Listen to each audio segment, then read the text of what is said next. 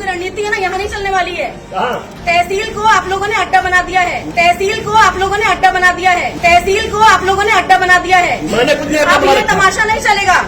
ये यदि उनको ऐसा लग रहा है कि तहसील में कुछ ऐसा करप्शन व्याप्त है, तो वो एक लोकतांत्रिक देश में रहते हैं और हमारी जिलाधिकारी महोदया हमेशा जनसुनवाई में उपस्थित रहती हैं, तो उनसे जाके आप लिखा पढ़ी में अपनी बात कह सकते हैं। और मुझे नहीं लगता कि यहाँ पर किसी को किसी का गलत साथ मिला हुआ है, जो है निष्पक्ष कार्रवाई होती है। परंतु तहसील में आकर जन सुनवाई चल रही है, मुझे 10 मामले विभागों के देखने हैं, मीटिंग चल रही है, आप तहसील में आके तहसील का माहौल खराब नहीं कर सकते। ये बिल्कुल अनडेमोक्रेटिक है और ये गलत है। इसीलिए मेरे द्वारा, मैं खुद यहाँ पर उपस्थित थी, अमूमन इनके द्वारा ये रणनीति लगाई जाती है कि हम तहसील में माहौल खराब करके और चले जाएंगे और मेंटल टॉर्चर कर देंगे अधिकारी को, तो वो कहीं ना कहीं सरेंडर हो जाएगा। मुझे आज ये बातें खुल के इसलिए बोलनी पड़ रही हैं because limits have been crossed. और आप तहसील में आके, तहसील हमारा प्रशासनिक लोकतंत्र जो है, हम उसमें काम करते हैं।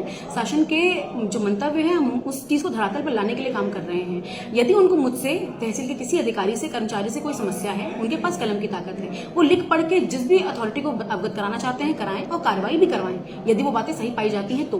किंतु तहसील का माहौल आए दिन खराब करना और ये धन्यबाजी करना, नारेबाजी करना फॉर नो रीजन, ये मैं खुला ऑन रिकॉर्ड बोल रही हूँ कि आप इन लोग से बोलिए कि आपने तहसील के खिलाफ आज तक मेरे कार्यकाल में जितने आपने प्रस्ताव दिए, जरूर की कॉपी दिखाइए।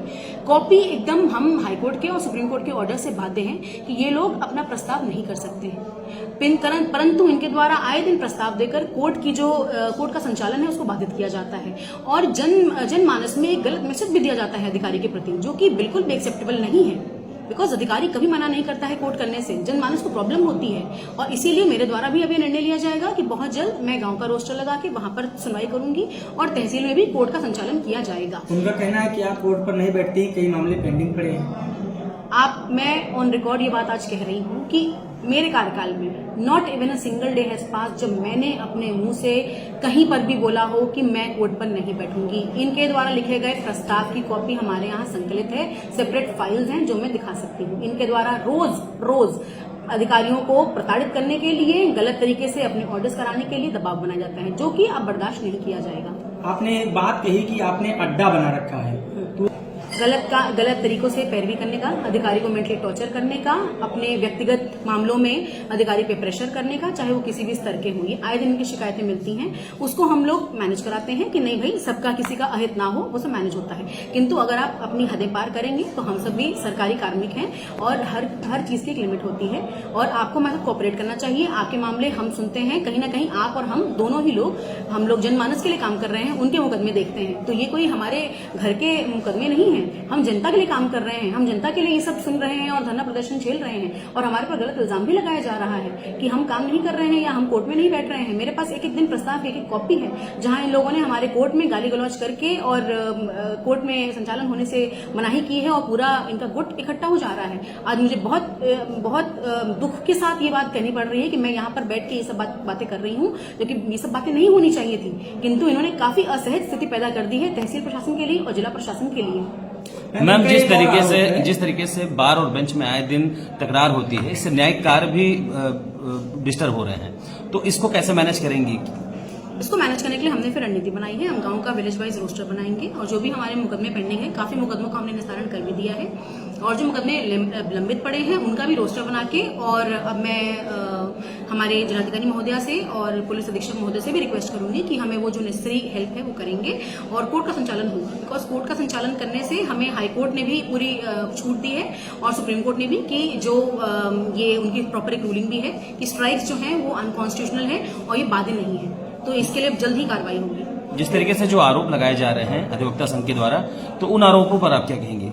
मैंने कहा है कि आप यदि उनके पास कोई भी ऐसा मामला, कोई प्रकरण, कोई केस ऐसा हो जहां उनको लगा हो कि ऐसा कुछ हुआ है जो वो शिकायत करना चाहते हैं या बहुत ही ऐसा करप्ट कोई ऐसी कार्रवाई हुई है, तो वो क्यों नहीं लिख के बता रहे हैं? वो क्यों? मैंने तो उनको अभी से नहीं, मैं पहले से ही कह रही हूँ कि आप लिखकर बताइए, लिखा पढ़ी में दीजिए। तो क्यों उनके द्वारा अभी तक कुछ लिखा पढ़ी में नहीं दिया जा रहा है? जबकि मैं ऑन रिकॉर्ड बोल रही हूँ कि मैं ऐसे 20 प्रकरण छाट के दे सकती हूँ जहां गलत तरीके से गलत पैरवी की जा रही है और अधिकारी को प्रताड़ित भी किया जा रहा है, जो कि बिल्कुल भी अब सहनीय नहीं होगा। एक आरोप और लग रहा है कि जो सरकारी कर्मचारी हैं वो स्वयं कार्य न करके प्राइवेट कर्मचारियों को रखे, निजी कर्मचारी के द्वारा कार्य करवा दे, इस पर क्या कहेंगे? नहीं, ऐसा नहीं है, ऐसा नहीं है। यदि संविदा पे कुछ लोग लगे हैं तो वो अलग अलग पटल पे लगे हुए हैं और वो सरकारी काम बिल्कुल बाधित नहीं करते हैं, ये बात गलत है। धन्यवाद। तहसील परिसर में कोई कार्य नहीं हो रहा है, कोई बाबू ना अधिकारी कोई सुन नहीं रहा है, केवल भ्रष्टाचार में सब लिप्त हैं।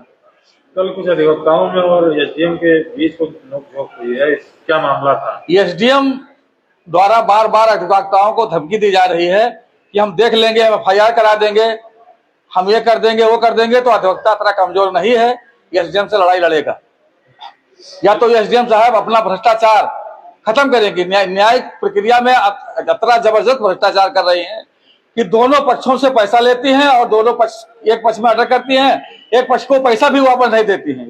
ये कल बताया जो कि ये अड्डा बना रखा है, लूट का अड्डा इन्होंने बना रखा है। यहाँ पर पूरा पूरा लूट का अड्डा, पूरा पूरा लूट का अड्डा बना दिया इन्होंने। जब से तहसील में आई है, पता नहीं कैसे तहसील हमारी जो है तो फस्त चल रही है। इन्होंने ऊंचाइयों पर ले जाने के लिए कहा था और सबसे नीचे कर दिया मेरी तहसील को इन्होंने आते आते। इसके पहले और बलात्कारी आए, लेकिन इस तरीके से कोई नहीं आया जैसे आए। जो भी बोला गया है उनके द्वारा बोला गया है कि अड्डा मत बनाइए, आप लोग अड्डा बना दिए हैं। तो यहाँ न्याय का अड्डा है, हमारा ये तहसील जो है न्याय का अड्डा है। जो हमारे यहाँ बाधिकारी आते हैं उनको हम लोग न्याय दिलाने का प्रयास करते हैं। उसमें कोई अगर बाधा बनेगा तो उसके खिलाफ हम लोग आंदोलन करेंगे।